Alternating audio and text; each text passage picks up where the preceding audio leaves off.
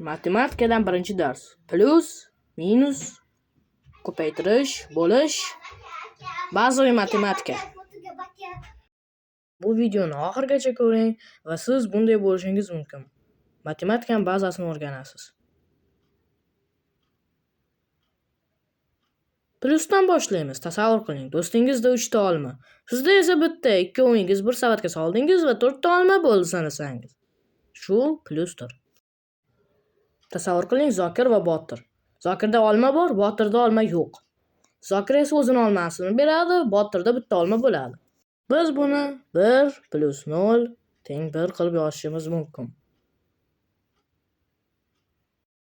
Endi minusga o'tamiz, ya'ni bermaymiz. Do'stimizdan o'g'irlaymiz va do'stimizda kamayadi. Va shu minusdir. Endi mashqlarga o'tamiz. Pauza qiling va yeching.